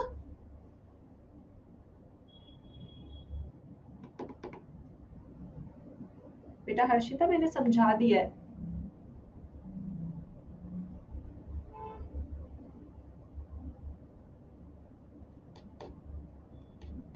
अब हम एक क्वेश्चन करेंगे, इंटरेस्टिंग क्वेश्चन। पुराने बच्चों को पता भी होगा कैसा क्वेश्चन आएगा। It's like a mix type question. नहीं बेटा Harshita, I am really sorry, you please watch the recording. हाँ यश में ये लगाना जरूरी नहीं है, डीऑक्सी थाइमिडिलिक लिखना जरूरी नहीं है, थाइमिडीन भी चलेगा। Question, okay, thiamine, NAD, FAD, uridine, adenosine, ATP, SMP, okay.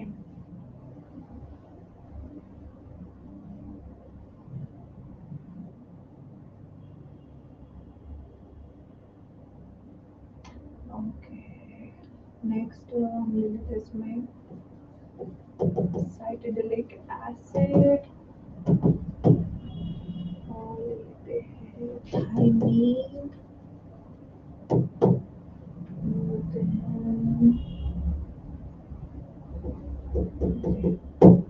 Okay. ये हमारा बॉक्स है, इसमें आपको बताने हैं फर्स्ट नंबर ऑफ न्यूक्लियोटाइड्स कितने हैं, फिर आपने बताना है नंबर ऑफ न्यूक्लियोसाइड्स कितने हैं based on their nomenclature, number of nitrogenous bases कितने हैं। चलो, इसमें आपकी क्लास 11th की नॉलेज भी यूज होगी, क्लास 12 तो यूज होगा ही होगा। एक एक की फुल फॉर्म निकाल डालो, समझ डालो।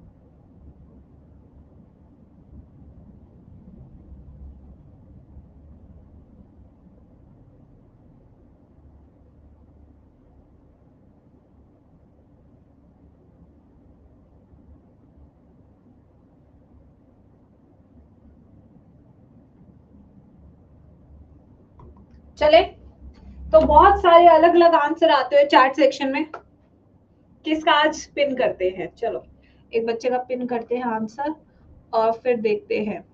Miss dude gamma, miss dude gamma. चलो भाई सॉल्व करते हैं मैम के साथ, ठीक है। 531 is the answer which is given in the chat section. 521 भी बहुत सारे बच्चों ने दिया है, देखते हैं। थियामिन क्या है, ये हमारा एक विटामिन है, तो ये गेम से आउट हो गया। NAD का फुल फॉर्म क्या है, NAD का फुल फॉर्म निकोटिनामाइड,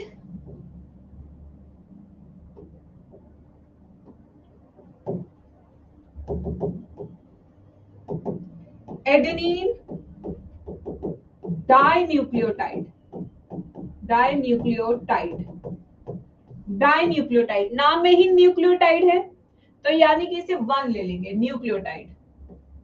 FAD, ठीक है, फ्लेविन, एडेनिन, डाइन्यूक्लियोटाइड।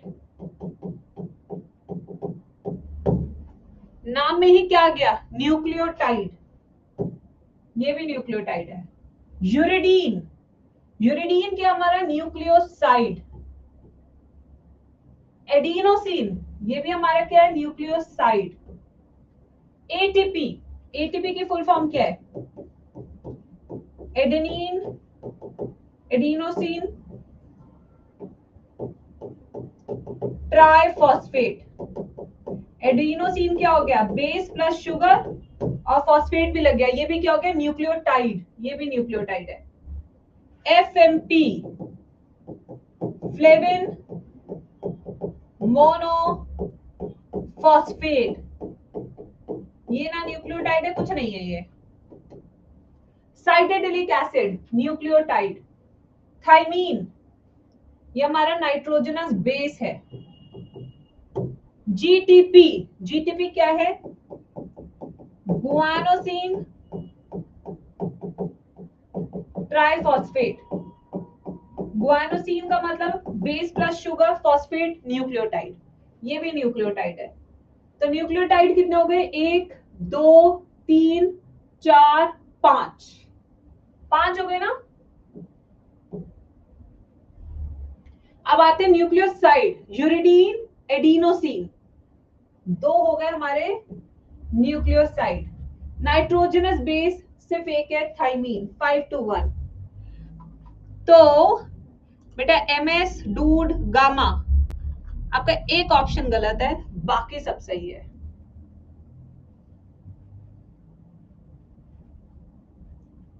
सिक्स हुआ ना, काउंटिंग मिस्टेक हो गई क्या। GTP है, साइटिडिलिक एसिड है, 3 4 5, 5 ही तो है, 6 कहां से आ गए बबुआ, ओ बबुआ कहां से आ गए। आज मैंने FMP लिया, FMN नहीं लिया। FMN होता तो फ्लेविन मोनोन्यूक्लियोटाइड हो जाता, ये फ्लेविन मोनोफॉस्फेट है।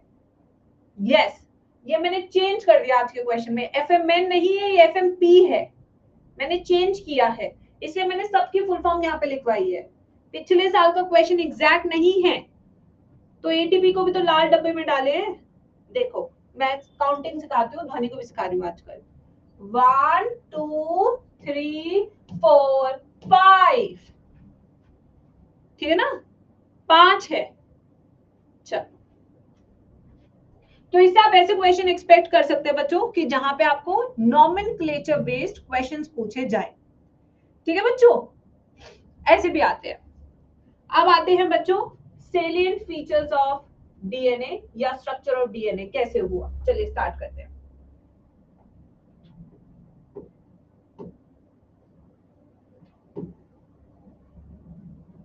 ओके,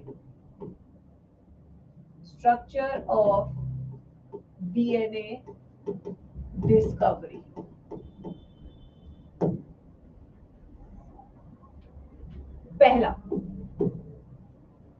पहला हमारा x ray crystallography. Ma'am why not FMP? FMP is flavin monophosphate. Flavin is not your purine, flavin is not your pyrimidine, तो कहां से बन जाएगा वो, न्यूक्लियोटाइड, ठीक है। ठीक है बच्चों, कैसे बन जाएगा बताओ, नहीं बनेगा ना, आ जाओ। अब आते हैं पहला एक्सरे क्रिस्टेलोग्राफी। जब भी हम एक्सरे क्रिस्टेलोग्राफी सुनते हैं तो किसी साइंटिस्ट का नाम आपके दिमाग में आते हैं जिनके वर्क को चुरा लिया गया था, Morris Wilkins and Rosalind Franklin. ठीक है, इन्होंने अपने डेस्क पे रखी हुई थी फोटोज स्ट्रक्चर ऑफ डीएनए की, एक्सरे फोटोज। फिर इनको पार्टी में लेके गया वॉटसन एंड क्रेग। वहां पे पार्टी में ज्यादा शराब पिला के इन्हें बेहोश कर दिया गया। फिर ये दोनों आए, इनका काम देखा और 3-4 उस पे से चीजें लिखी और कहा स्ट्रक्चर ऑफ डीएनए का जो डिस्कवरी है वो हमने किया है। इन दोनों ने ना ही किया, ये तो पी के पड़े हुए थे। हम ही हैं जो किए हैं सब कुछ, हम ही पप्पा हैं इस काम के। ठीक है बच्चों, तो साजिश हुई बट कोई नहीं। तो आ जाइए, जब भी हम एक्सरे क्रिस्टलोग्राफी सुनते हैं तो यहाँ पे हम बात करेंगे मॉरिस विल्किंस की एंड रोजलिन फ्रैंकलिन की। इन्होंने क्या किया था, they obtained X ray diffraction photos of DNA, X ray diffraction photos of DNA इन्होंने ऑब्टेन की। ठीक है, इसके बाद इन्होंने ये तक बता दिया था डीएनए क्या है, सीधा है या हेलिक्स है, कैसे है, घुमावदार है या सीधा है। DNA is a helix, DNA एक हेलिक्स है। हेलिक्स क्या होता है, जैसे वो राउंड स्टेयरकेस होती है ऐसे घूमते वाला स्ट्रक्चर, सीधा नहीं है।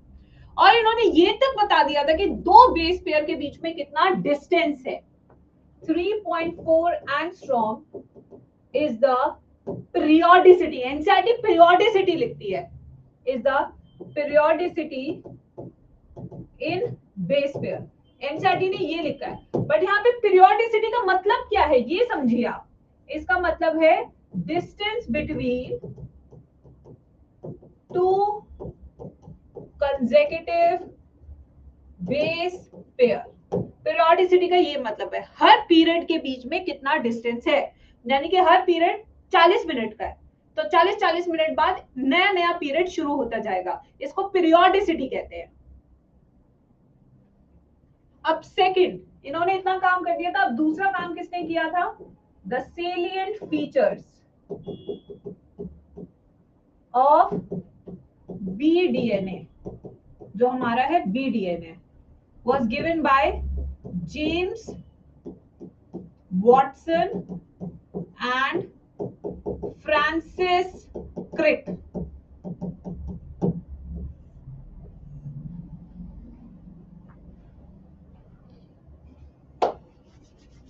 मैम फोटोन टी फिजिक्स में आती, यस। फोटोन नहीं लिखा है मैंने, फोटोज लिखा है गधो, फोटोज, एन कहाँ है गधो। बहुत बहुत पढ़ रहे हैं आजकल ये फिजिक्स। अगर इस बार फिजिक्स में तुम लोग के 180 में से 180 नहीं आएगा, कसम फिजिक्स की, बहुत मारेंगे तुम्हें पकड़ पकड़ के।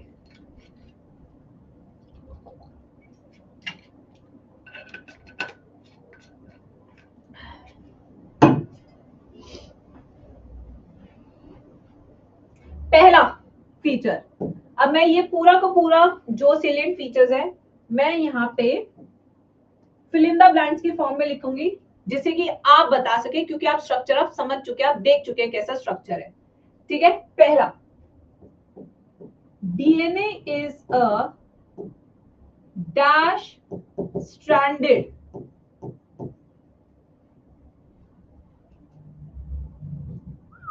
Double stranded. क्या बात है, खुद सिंगल है बट डबल बताने में बिल्कुल भी हिचकते नहीं है। I like this, DNA is double stranded structure. ठीक है, I like it. DNA is a handed helix. अब इसमें राइट हैंड थंब रूल लग रहा है या लेफ्ट हैंड थंब रूल लग रहा है, आप फिजिक्स पढ़ रहे हो ना, तो ऐसे सोचा ऐसे पूछ ही लूं। राइट हैंड ऐसे ऐसे ऐसे घूमता है ये, anticlockwise, right handed helix है। Third, both the strands run dash to each other।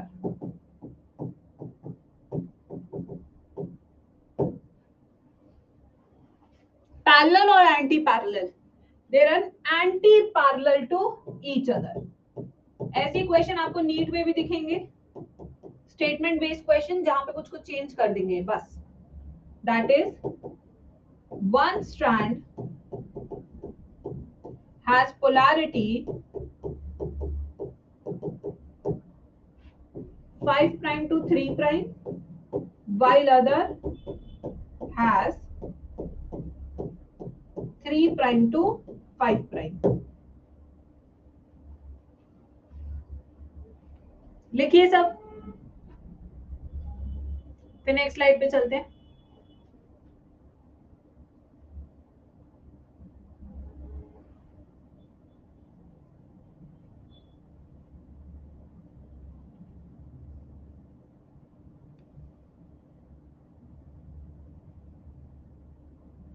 बीडीएनए क्या होता है मैं अभी बता रही हूँ अनुषी, बस और 5 मिनट रुक जा मेरी प्यारी बच्ची।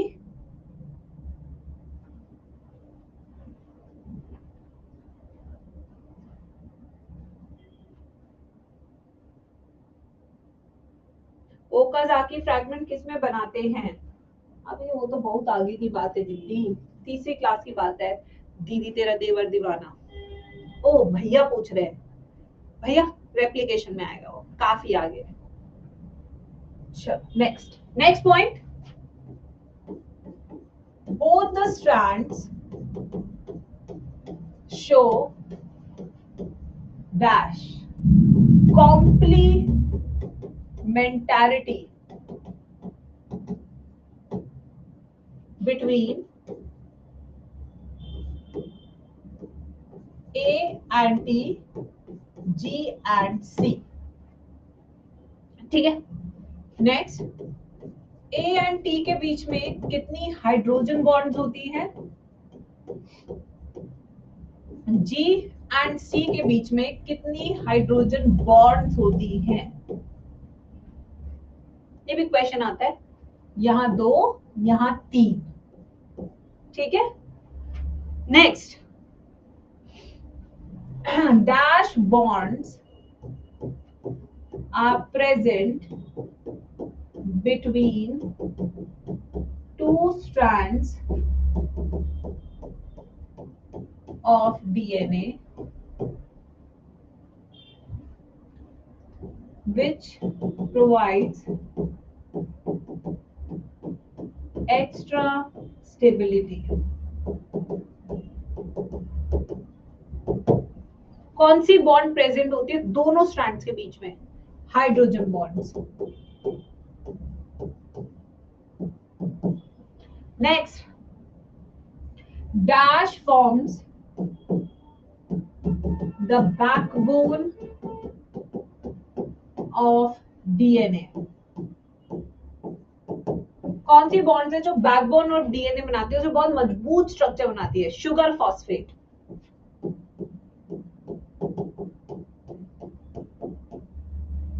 Next, pitch of DNA. Pitch of DNA क्या होता है? इसका फॉर्मूला है number of bases in one turn into distance between two base pair equals to pitch of DNA. तो बी डीएनए हमारा कौन सा डीएनए बच्चों? B DNA. बी डीएनए में एक पूरे 360 टर्न में डीएनए के कितने बेस पेयर होते हैं? 10। कितने होते हैं? 10। तो 10 बेस पेयर, और दोनों के बीच में डिस्टेंस कितना था? 0.34 nanometre. So pitch of DNA कितनी हो गई? 3.4 नैनोमीटर या 34 एंगस्ट्रॉम। ये है कैलकुलेशन।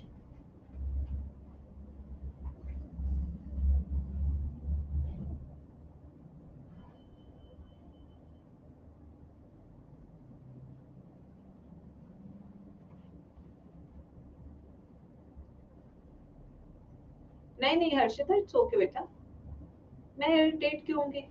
मैं ऑनलाइन पढ़ाती हूँ, मेरे पास फायदा है ना कि बच्चा रिकॉर्डेड देख सकता है।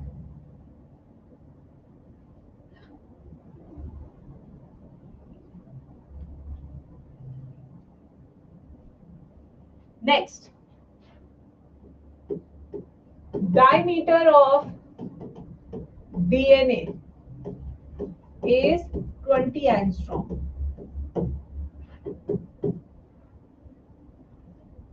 Dash is the length of DNA.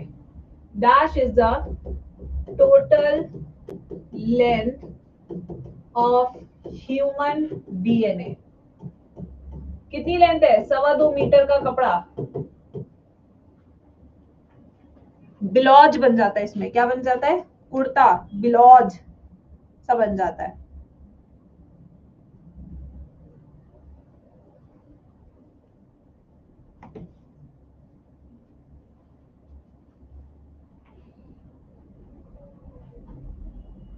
चलो आओ, अब तुम्हें एक जबरदस्त कैलकुलेशन करा के दिखाती हूँ जो नीट का पीवाईक्यू है। पीवाईक्यू ह्यूमन जीनोम में कितने बेस पेयर थे? जल्दी बताओ चैट बॉक्स में। अभी तुमसे पूरा कैलकुलेशन करवाती हूँ। अरे आएंगे ए और जेड डीएनए पे दीदी, स्टेप बाय स्टेप चलेंगे। बहुत कुछ पढ़ाना होता है मैम को। मैम को क्वेश्चन भी तो कराने होते हैं ना, सिर्फ थियरी नहीं करानी होती मैम को। कितने थे? 3.3 into 10 raise to the power 9 base pair. इतने ही थे? ठीक है, अब देखो हर बेस पेयर के बीच में distance between two base pair कितना था? बताओ जल्दी से चैट सेक्शन में। दो बेस पेयर के बीच में कितना डिस्टेंस था? अभी बताया है मैम ने 0.34 नैनोमीटर। ठीक है, अब देखो ऐसी कैलकुलेशन नीट में आ जाती है। Then length of DNA equals to length of DNA कितनी होगी? सारे बेस पेयर इनटू डिस्टेंस कर दो। 3.3 into 10 raised to the power 9 into 0.34. 3.3 into 10 raised to the power 34 7. 33 into 34 6. चलो भाई लगाओ मैथ्स फटाफट से।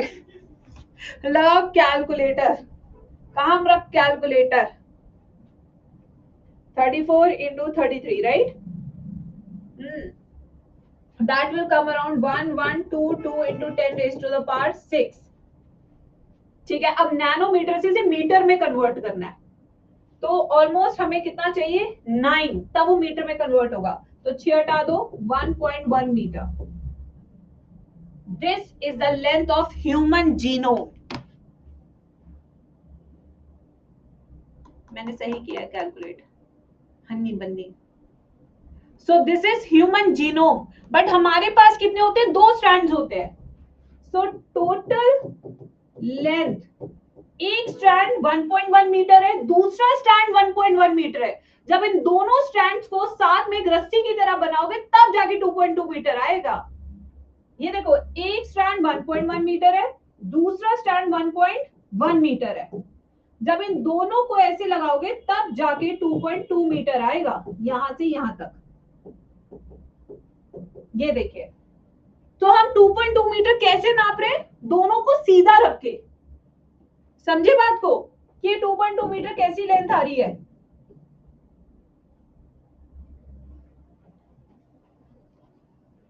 ऐसा क्वेश्चन नीट में आ चुका है जहां आपको कैलकुलेट करना है। अब यहां पे एक और question. Now you know the number of base pair in E coli.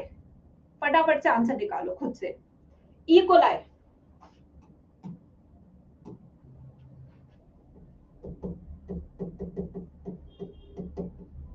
Base pair कितने थे? बेस पेयर कितने थे?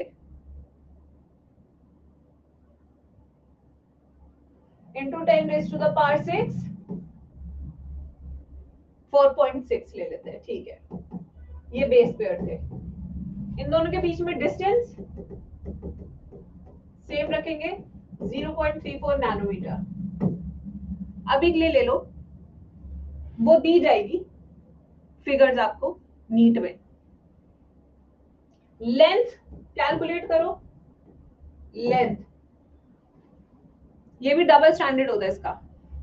4.6 into 0.34 into 10 raised to the power 6, ठीक है। ये हो गया 46, 34, 3। सारे प्राणी में नहीं होते, जिनके पास बी डीएनए उनका लेते हैं 0.34।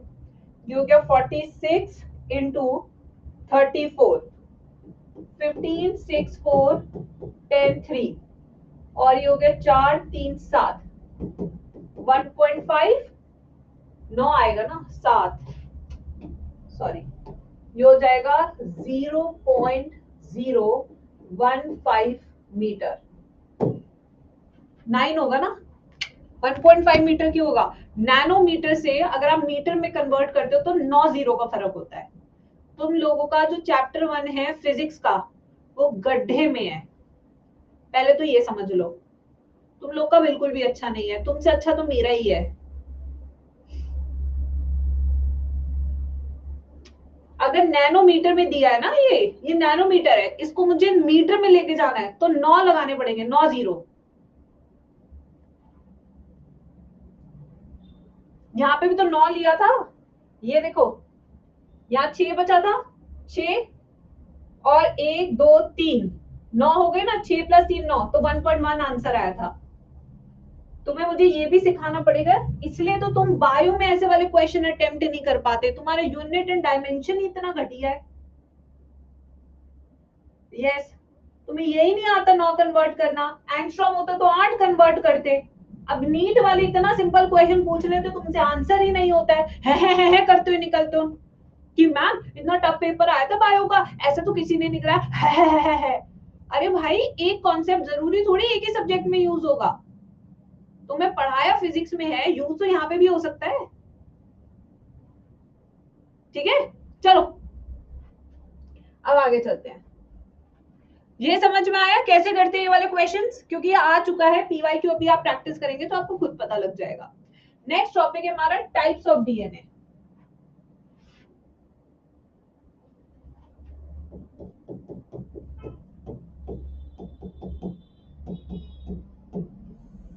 Types of DNA. अब बच्चे पूछ रहे मैम टाइप्स ऑफ डीएनए क्या है? अभी बताती हूँ। हमारे पास ए डीएनए है, हमारे पास बी, सी, डी, ठीक है, और हमारे पास है जेड। ये सारे टाइप के डीएनए हैं हमारे पास। इसमें आपको एक हमेशा याद रखना है, अपने वाला बी। अगर आपने एक याद रखा तो बाकी अपने आप याद हो जाएंगे। ठीक है, यस। अब देखो इधर, एंगस्ट्रॉम में 10 लेते हैं, 9 लेते हैं यार, जितना मुझे नैनोमीटर का याद है, 9 से 9। मैं तुम पे भरोसा नहीं कर रही, ठीक है, क्योंकि मेरी पहले वाली कैलकुलेशन बिल्कुल सही आई थी। यस, हाँ, मेरा कैलकुलेशन पिछला वाला बिल्कुल सही आया था, उसी के हिसाब से ये वाला किया मैंने। 1 5 के आगे 7, 1, ये हो गए 3, 4, 5, 6, 7, 8, ये हो गया 9। ठीक है, 0.0, यहाँ एक 0 और लगा सकते हो तुम बस। ये ठीक है, 10 होता है, अभी बताती हूँ तुम्हें ये भी। चलो ये लिखो, बी वाला लिखो। बी का क्या है? 10 बेस पेयर पर टर्न, तो ए का इससे ज्यादा हो जाएगा। ठीक है, 11 बेस पेयर पर टर्न। सी का इससे कम हो जाएगा, 9, ये 8 बेस पेयर पर टर्न। और जेड वाला सबसे अलग होता है, इसके पास होते हैं 12 बेस पेयर पर टर्न। और ये राइट हैंडेड की जगह ये होता है लेफ्ट हैंडेड हेलिक्स, ये अलग होता है बाकी सबसे। ये हमारे राइट हैंडेड हेलिक्स।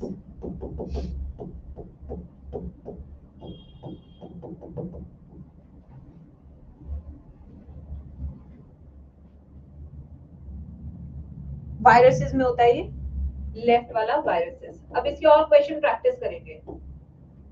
आज यूनिट एंड डायमेंशन देख लेना, ठीक है।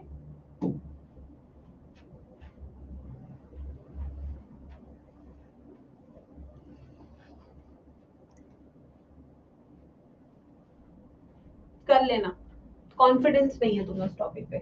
Practice question number 1, calculate the number of nucleotides and base pair in a DNA if it has 700 coils।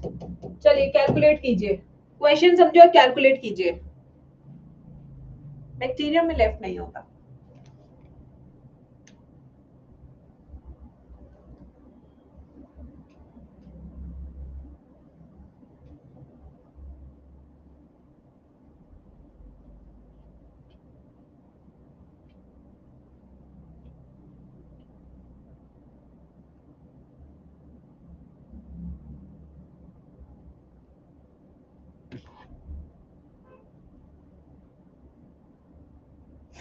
Priyanshi thanks.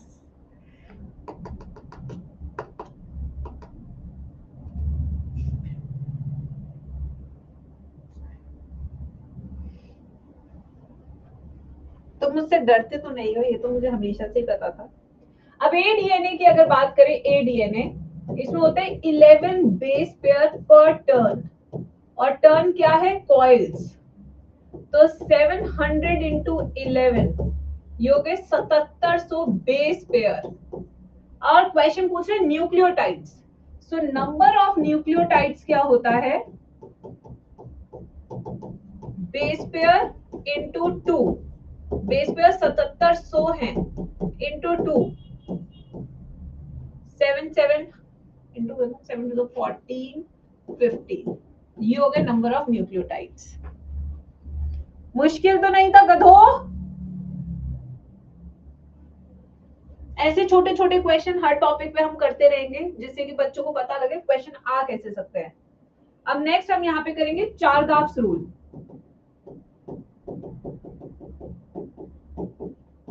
बिना क्वेश्चन कराए टॉपिक बस पढ़ा के चले जाने से कोई फायदा नहीं है इस चैप्टर में, मुझे समझ नहीं आता। फिर चारग्राफ रूल क्या कहते हैं, जितने प्यूरीन्स होंगे उतने ही पिरिमिडीन्स होंगे। सिंपल सा रूल है, जितना प्यूरीन होगा डीएनए में उतना ही पिरिमिडीन होगा डीएनए में, क्योंकि ए जुड़ता है टी से और जी जुड़ता है सी से। ठीक है, तो ये क्या कहने जा रहे हैं, A plus G equals to T plus C. अगर इसको हम A plus G T plus C करें तो ये वैल्यू क्या रहेगी, हमेशा कांस्टेंट। ये वैल्यू क्या रहेगी, हमेशा कांस्टेंट। और ये सेम फॉर ऑल स्पीशीज है, कांस्टेंट फॉर ऑल स्पीशीज, यानी हर स्पीशीज में जितना प्यूरीन है उतना ही पिरिमिडीन होगा।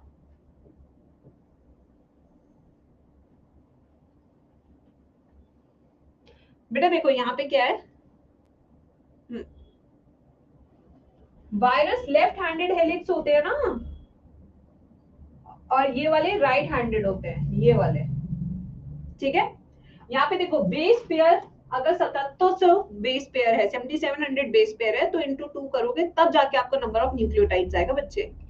ठीक है, वायरसेस आर लेफ्ट हैंडेड।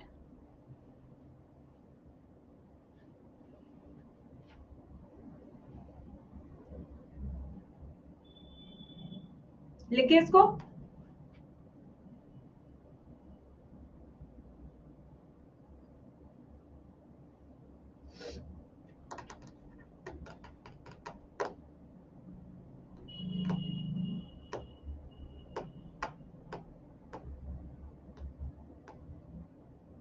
अभी और क्वेश्चंस कराऊंगी नेक्स्ट स्लाइड पे।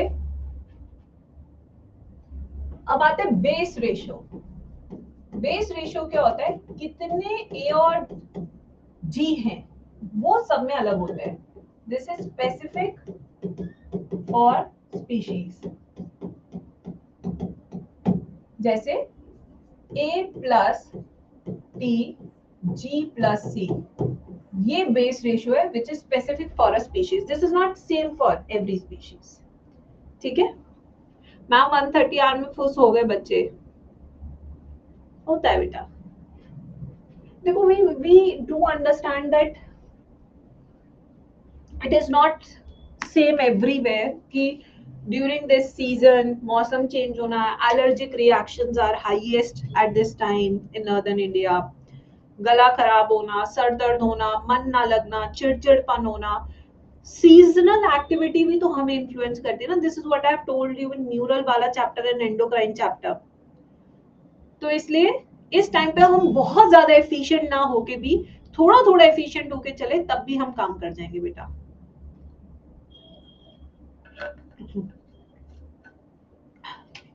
मैं अपनी देखती हूँ एफिशिएंसी. जो टीचर पूरे साल भर से 2 घंटे से कम की क्लास नहीं ले रही थी, आज मैं क्लास ही नहीं ले पाती.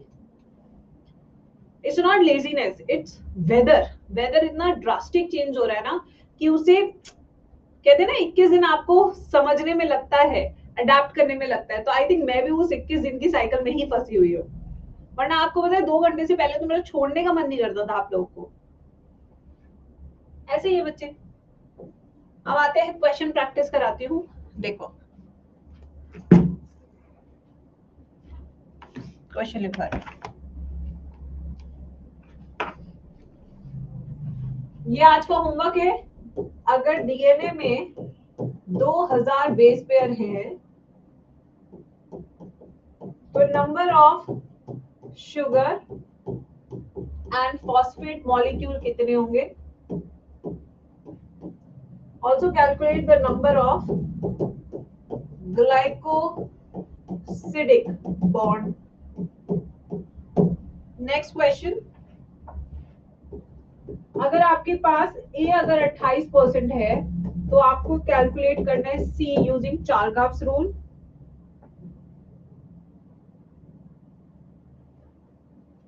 Okay next question. Number of glycosidic bond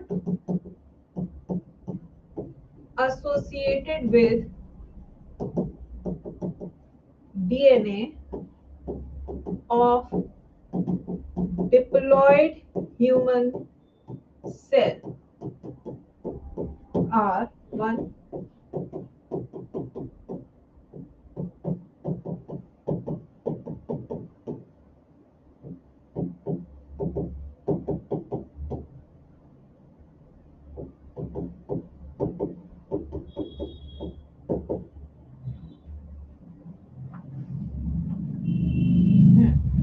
ये आपके 3 क्वेश्चन होमवर्क है. नेक्स्ट क्लास में हम करेंगे पैकेजिंग ऑफ डीएनए, उसके ऊपर question. The search for genetic material पूरा कंप्लीट कर लेंगे हम. RNA world, properties of genetic material कल की क्लास में. ठीक है. अच्छा अब आपके क्वेश्चंस रह गए जो मुझे देने हैं जेनेटिक्स वाले, क्रोमोसोमल मैपिंग वाले. वो क्वेश्चन आपके बचे हैं. वो मैं क्वेश्चन टीजी पे दे दूं क्या. हाँ -2. या मैं क्वेश्चन लिख कर लेकर आती हूँ फिर कराती हूँ उन्हें. ठीक है ये लो.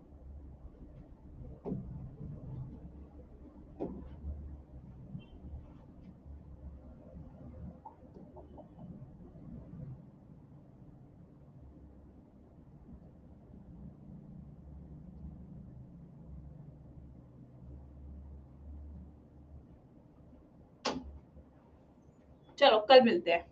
हाँ मैं देती हूँ पीडीएफ.